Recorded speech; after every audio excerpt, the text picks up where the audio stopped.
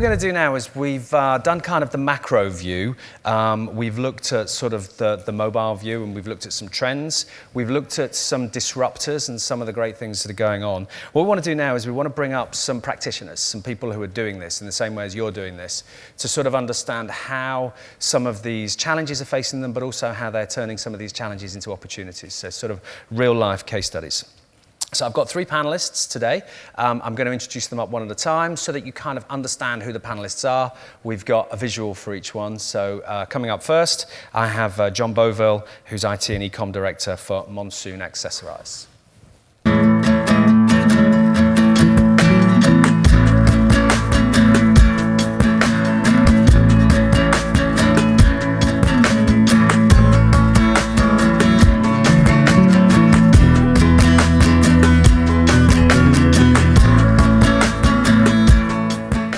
Welcome, John, please. There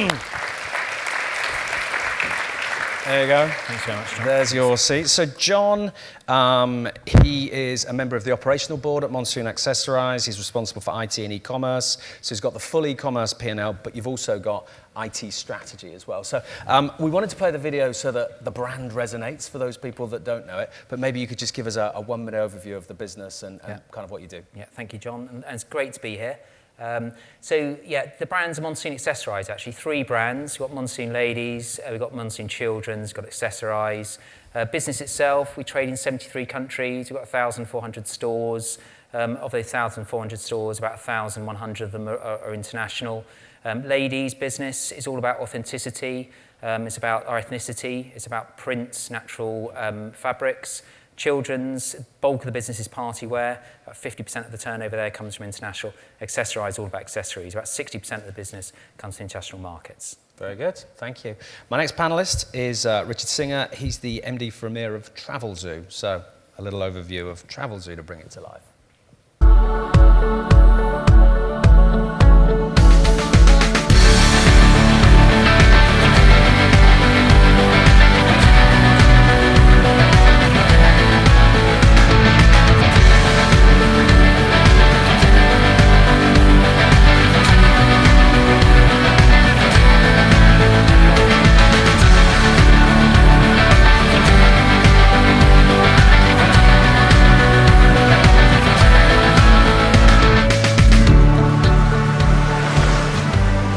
Welcome, Richard.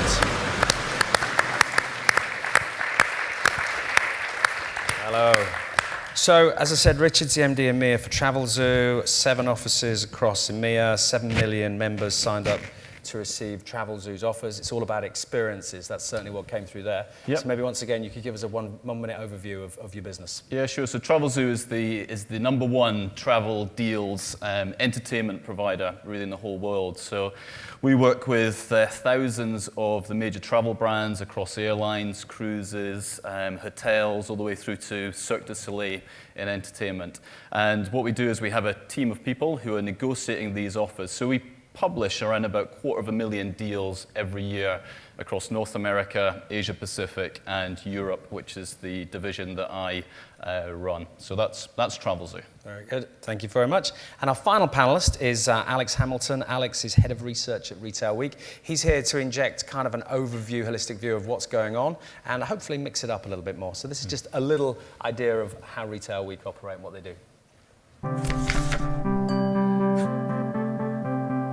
5, 4, 3, 2, 1. Well, good morning. I'm at Cambridge Satchel Company's new refurbished store. And I'm here at Boots, Piccadilly Circus. And we're here at Waterloo Station in London. And we're going to be discussing augmented reality and how it's affecting the retail industry. I mean, you only need to see that Tesco in Q1 had the best like-for-like performance of any of the big 4. I will hand him over. There we go, Mario and Max. This is the second time we were using bonkers in one interview. So that's 23 billion, it's a huge number. Now, we listen to our customers really carefully, and what we hear is our customers expect even more from Boots in the future. One of the most biggest challenges is how do we get the best of M&S into this store? Considering the pace of change taking place across the retail sector. Very good. Alex, welcome to the stage. Thank you. So Alex is an economist, all right? So he's going to bring this wealth of experience about what's happening real time in retail, and not just retail, it's about what's happening in e-commerce overall. So welcome to my illustrious panel. Thank you all for coming.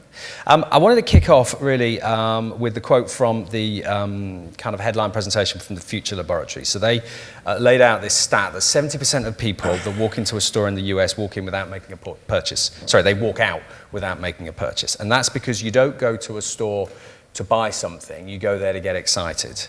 So, and then that's the thing that convinces them to buy something. So I just wanted to kick off that if kind of 7 out of 10 people aren't finding stuff out there, either in store, online, that excites them, I was interested to know, what are you doing that does excite consumers, that actually makes them interested and stops them just walking past your stuff and engages with you? So, I mean, we'll kick off maybe just as we're sat to start with, and maybe start with John, if that's all right. Yep. So pretty depressing statistic that in some ways, but anyway, yeah. But no, it's all about products. You know, our business is a product-led business. So when you talk about store, for us, you know, it's about all touch points, all brand touch points. But typically, it's about 4 things coming together in harmony. One of them is obviously product. One of them is a store environment, whether that be online, physical stores, etc. There's a service factor, which is obviously critical, particularly in how we compete. We're a premium retailer in global retailer. And then last point around it is obviously marketing. So those 4 things have to come together. So product, service, store environment, and marketing. Those 4 things. Okay, thank you.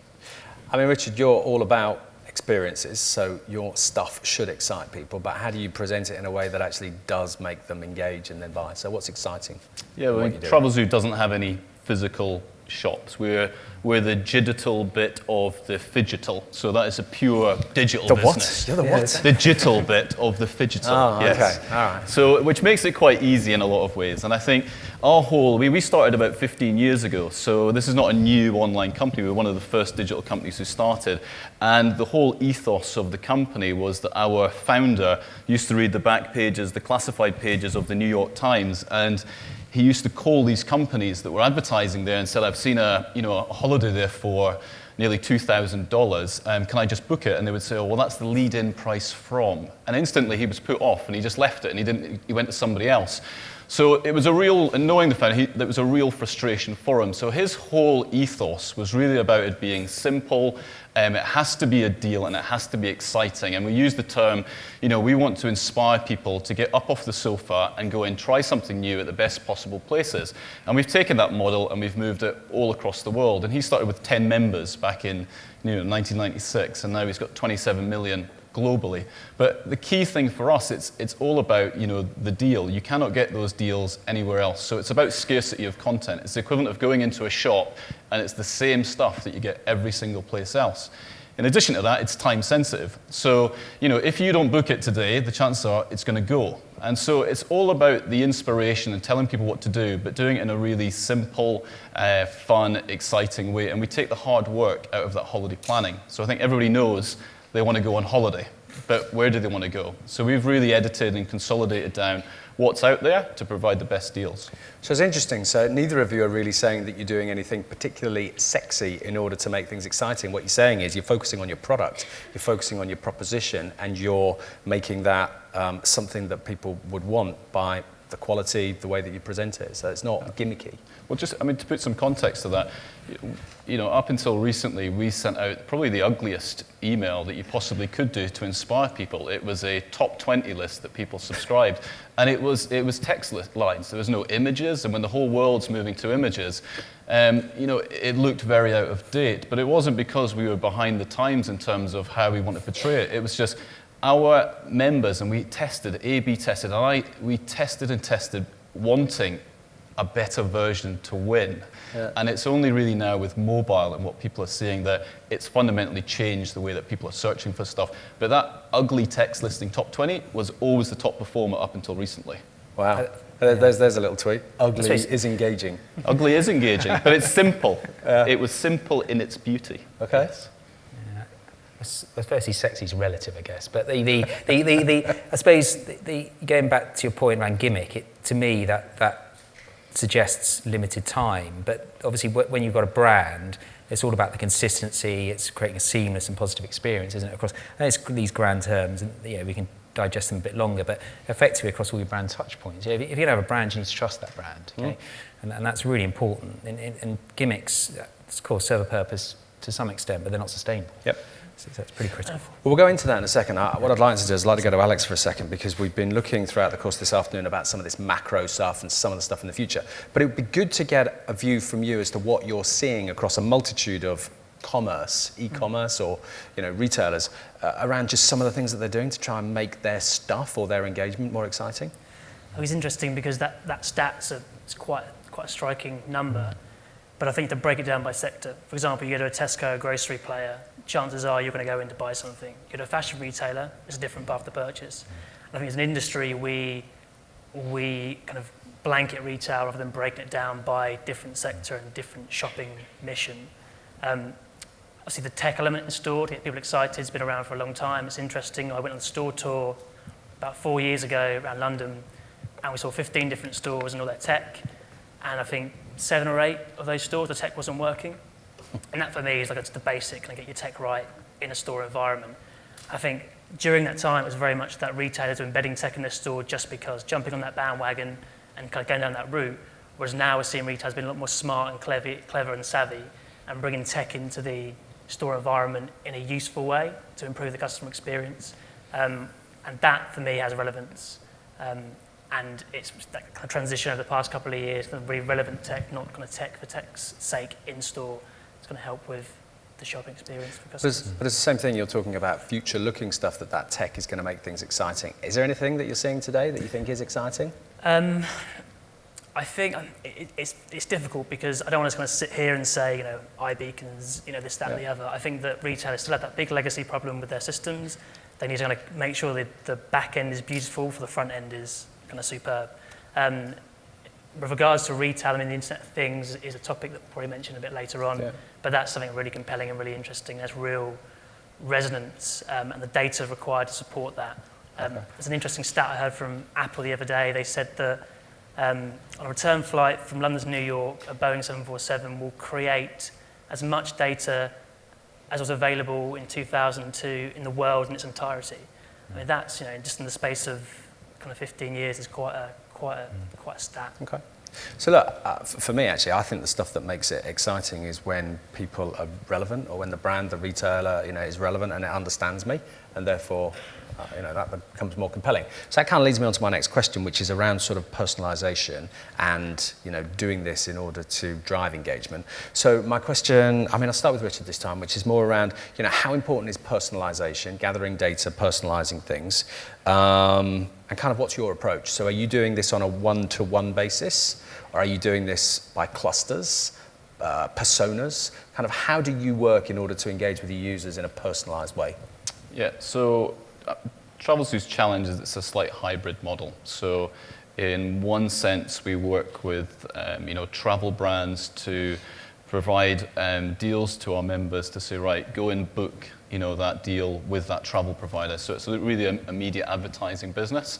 I think there's a gentleman from Qatar here, so we recently did a news flash for a Qatar sale, and we're saying go to Qatar and book your flights because it's a great deal. So Qatar get all of that customer information, and they can monetize that and look after those customers. I guess the interesting thing there is even in that, people still associate Travelzoo with Qatar. It's a great Travelzoo Qatar deal because it's, we create the ads and the research behind it.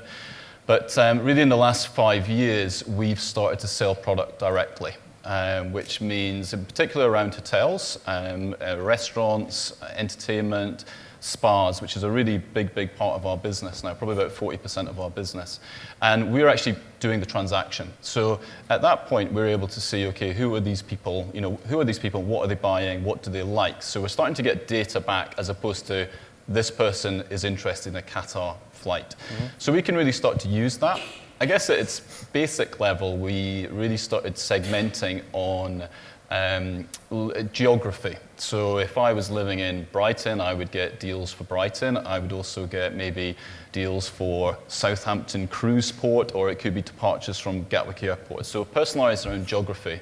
But I think really the challenge around travel is it's such an episodic. You know, you're going to have to explain that. Sorry? Episodic? Yeah, so happens, it's an episode. Well, I was listening to Sarah talk about fashion there, and you know, fashion it's always changing. You know, there's always a new stream of work coming. You know, street line of fashion coming out. There's always a reason. There's always a new designer. So it's always interesting. But if I've just saved all of my money to go on a 3-week Caribbean cruise with Royal Caribbean, I'm probably not going to go on another Caribbean cruise for another 2 years. So how do you remain relevant? So I think that is a really big challenge in terms of how you remain relevant throughout that process. So what we've really done is we've looked now in terms of what people's intent is during time. So I will be coming to the Travelzoo website, or I'll be on our app, or I'll be you know, reading an email, and I can start to see this person is interested in a city break to Berlin. So we know we can tailor our communications really through email just now. The challenge is around how you personalize further on the web and how you personalize in your mobile app.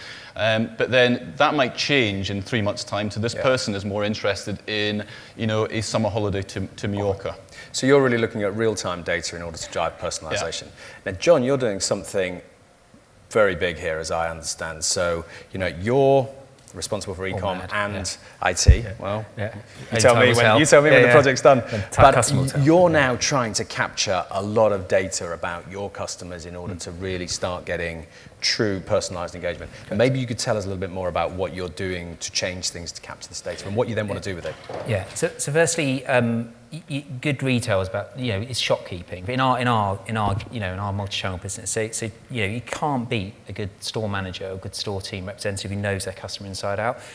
We believe that by 2017 it's going to be a 50-50 model in our space, meaning about 25% of transactions going direct onto website, another 25% come onto website and into store. So it's a 50-50 mix. The problem is, obviously, if they're coming through a customer, it's coming through as digital means, how are you going to maintain good shopkeeping across all those scenarios? And then within that scenario as well, obviously, it can be the same customer. So the question then comes is how do we deliver? You know, how do we maintain that consistent, seamless and positive experience? So we're very fortunate as a business, and quite rare in the fashion space. If there's anybody out here who in the fashion space who've got a similar reward program, please say. But we've got about 3.2 million customers just in the UK. Within Monsoon, about 49% of them penetration within Monsoon brands. And we launched the Accessorised Reward Card last year, and there's 23% penetration there. So this data's sitting there, okay? A very active base, very loyal base. And what we're looking at doing is taking that customer data within our core data warehouse, etc., BI tools, so what, doing all of that. But what we're trying to do is going to change the culture of our business. So at the moment, we tend to measure everything by product or by location. Obviously, web falls in the location of a store. In the future, we want to make the customer central to that. And in an ideal world, we still think in segments, we still think in customers. Absolute ideal world, you want to think of her as an individual, or him as an individual, particularly her as an individual. Communicate with her as an individual and serve her as an individual, as you want to do, and use that data to inform us. That's what we're going to attempt to do. So yeah, that's the journey we're on. So we're hoping to get that in place. Actually, I won't give the precise dates, but next year. Yeah. But that's a big investment right in data and technology and infrastructure, so it's a big project. It's fantastic, yeah. So Alex, maybe just going to you. So in order to do personalization, you've got to capture data. So how do you do that in an authentic way? And then how do you do that outside of just loyalty cards? So we're seeing this massive, kind of rollout of loyalty cards. And in the end, we're all going to end up with 20 loyalty cards, or we're going to have all these loyalty cards on our phone, more than likely. But is that the only way to capture data that then allows us to engage in a personalised way? No, I think on the loyalty point, the Starbucks mobile app is a great way in which you can combining mobile payment, combining loyalty. Who's got it, by the way? Anyone use it? There you go. Yeah, not bad. It's a brilliant example. And likes of Harvey Nichols that have done something similar quite recently. I think that's a way to go when it comes to kind of capturing data. Macy's did something very interesting in the US, so they've been really pushing hard the past kind of 4 years, totally transformed their business. And they do email capture, so using email to kind of connect the in-store and online experience. I had a friend who was in New York, he bought a few t-shirts there, came back to the UK, and via this kind of data capture, they realised that he was a tourist, and they sent him some promotions and say, we know you live in the UK, we can ship some products across to you for free because you purchased this with us. I mean, that's a really interesting piece of personalisation. I think that most retailers want to get to that level at some stage. Again, you can talk about kind of iBeacons and installing them in mannequins and this, that, the other, but going back to my earlier point, the legacy systems require that retailers need to revamp to ensure that that goes beyond trial stage, I think we're still some way off that. Well, let's flip into that then. So you've sort of created a nice segue into this. Loyalty card data is a way of capturing transactional data. You can drive personalization, but it can then also potentially link to online transactions as well. Yeah. So you can capture in-store and online. You can bridge the gap through email address or whatever you capture. What are you doing, John, maybe to understand what people are doing in-store and online, connect the two to make this a more seamless experience? Quite a lot, and they're all measurable, which is fantastic about modern day retailing. It's incredible. But in quite a bit, so we're doing. I mean, firstly, Sarah's product Dressipy is an interesting one. We're not actually using Dressipy, but we see a lot of opportunity actually with Dressipy to supplement some of our tools we're using. But we and genuinely do. But we're using recommendations mainly across all touch points. So across e-receipts, we do recommendations based on both online and offline, both browsing and purchase behaviour.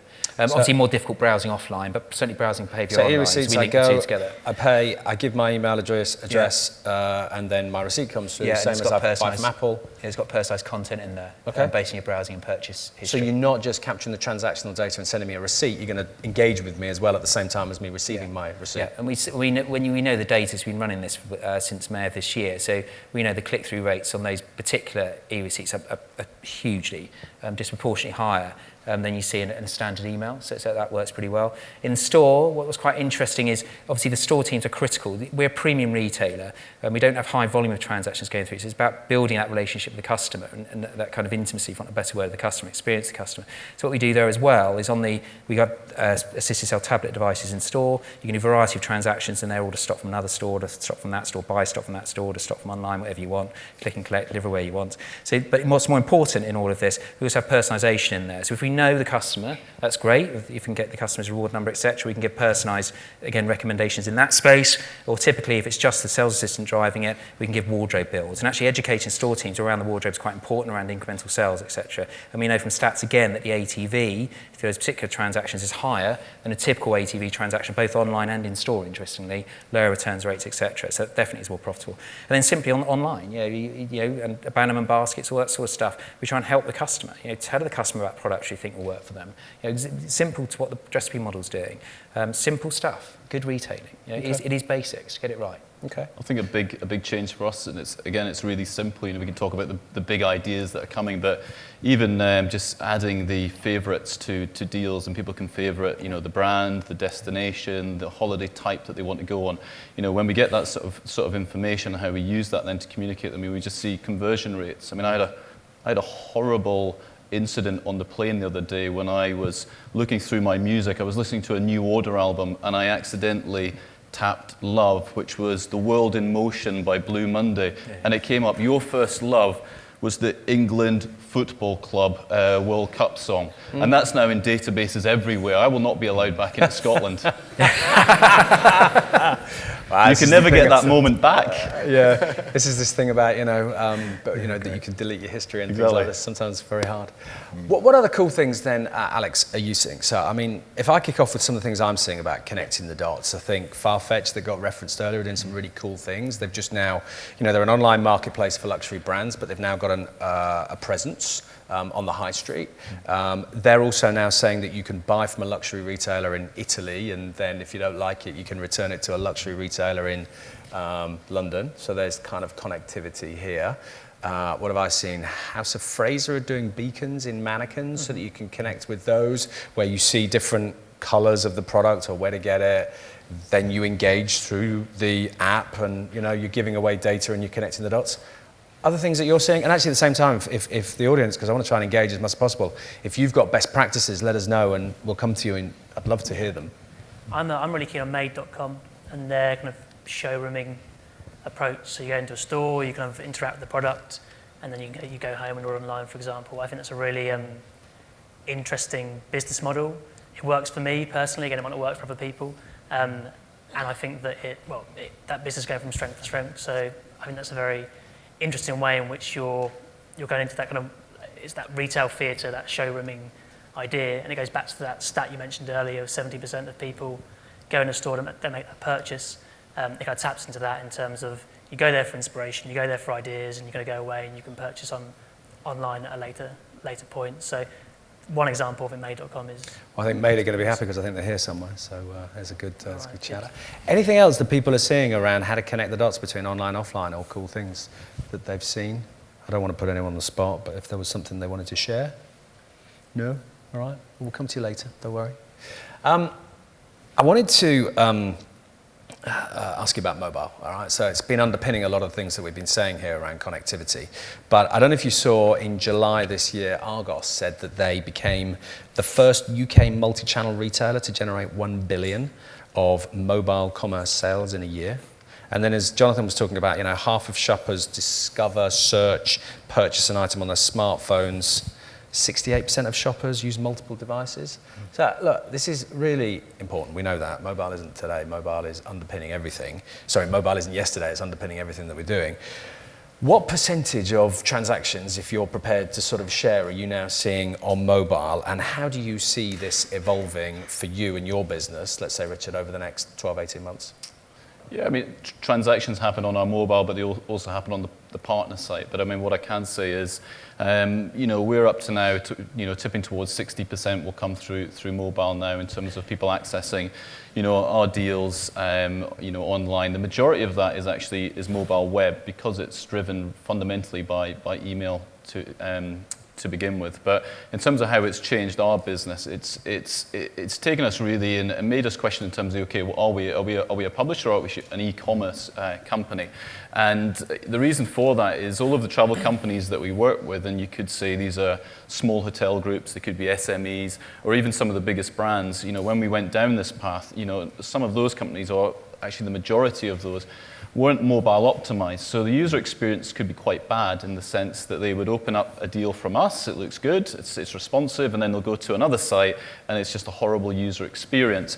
And we can't, as much as we would like to, educate every travel company in the whole world who works with us to get on the mobile page. So we've had to take ownership of that purchase path.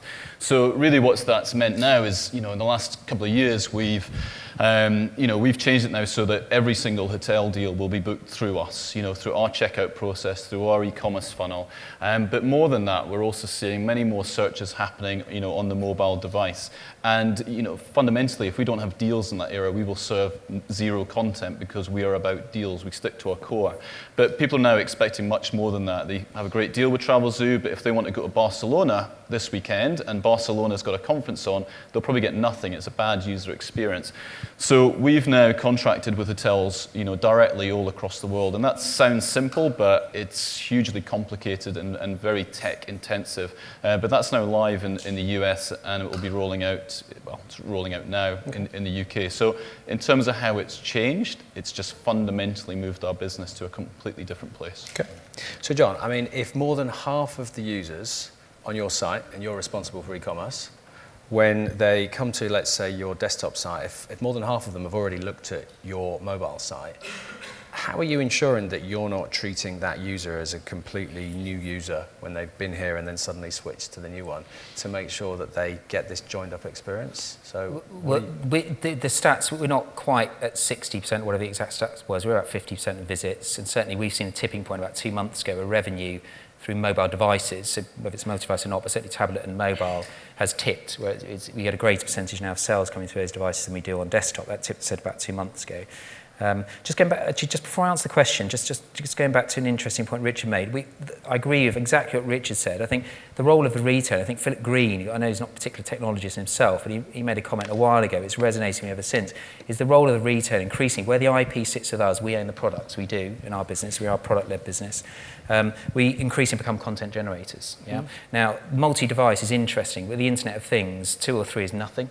By 2020, it's going to be up to 7 things, right? 7 different devices. So the role of the retailer in that is going to be quite interesting. It's going to completely reinvent your value chain, right? Completely reinvent it. And if you're not thinking about the implications now, you better do, right? Because it is going to be upon us very soon. So that's one takeout.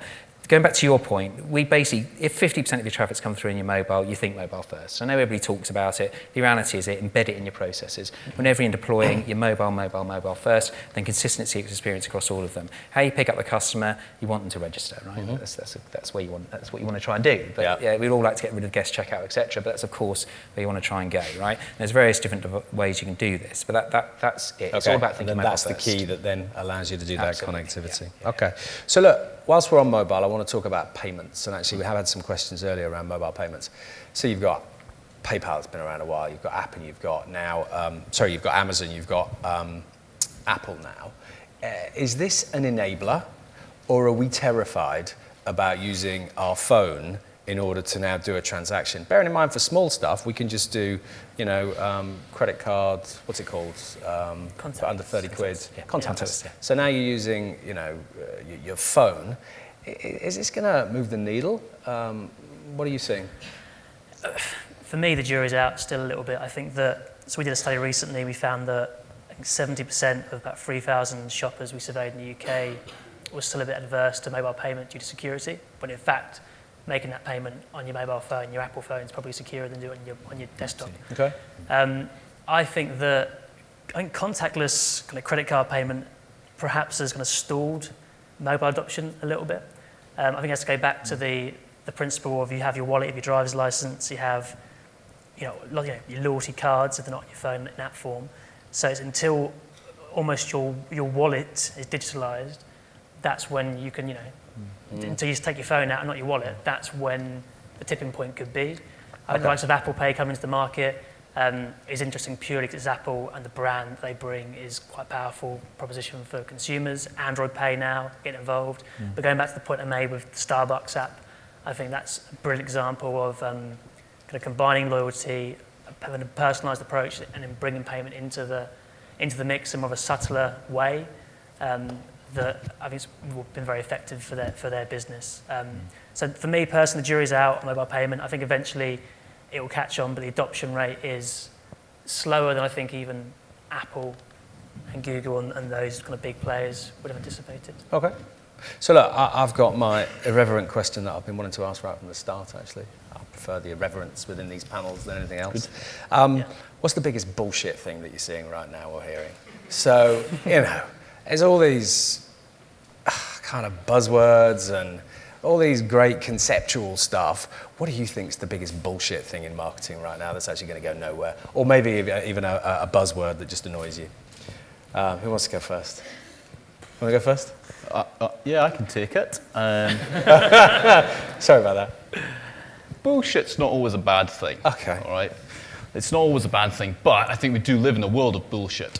So it's probably easier to state what's not bullshit, but if you were to pin me down on some terms, and I think the issue is that so many of these terms, and we spend a lot of time now with the team out in Palo Alto, and every time I go there, I'm just like, what are you guys talking about? It's a different world, and it all comes from the VCs and the founders and the boards to sound really super smart, really clever. And so thinking about bullshit terms, you'd have to boil it down to two for me, actually. And I think one is the term content curation. My dislike of the definition of content is, I used to work at the Telegraph, and we had some of the best journalists in the whole world, exposed rogue trading, MPs' expenses, and their great work was boiled down to content. And then when you add the word curation on, which again is totally taken out of context, two negatives don't make a right. But the biggest bullshit one, and I'll probably offend some people in this room, I've no doubt about it. It won't be the first time today. No, would be certainly Superdry have been offended today. Would be growth hacking. Okay, growth hacking. That's definitely a West Coast. It's a West Coast thing, and I don't know. Have we got any growth hackers here? No one's owning up to it yet. Yeah. And the reason I don't like it's hard to define. Not owning up to that either. Good. It genuinely is hard to define, and you see like a nice little piece of, the UX on the e-commerce or the checkout being improved. And everyone's like, hey man, that's super neat. What a great growth hack. But when you actually boil down to it, it's like, what is a growth hacker? And I think it's somebody who can do a little bit of code, use a lot of data to do it. But it's also a very smart thing, because which company would fire anybody who has the word growth in their title? So it's a very safe title. All right. But my guess is it will disappear. So let's go fast. 2 for me. Innovation is overly used in this day and age. And also millennial, Generation X, Y, Z, whatever. The amount of times you read copy and that's kind of banded in there. I mean, millennials is 15, 20 year gap. It's a big age group, isn't it? Yeah, and people now buy on interests and follow different things. And what I like, a 60-year-old woman could like, for example. I mean, it's just, I'm not a massive fan of that social grouping mentality. Yeah, cool.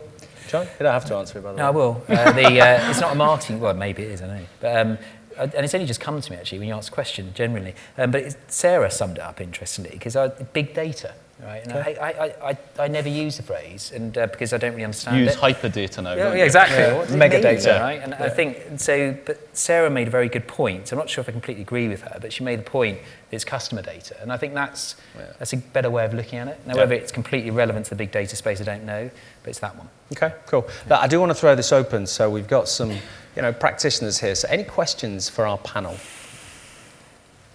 This is a very reserved audience. Just good, thank you very much. So we've got one here.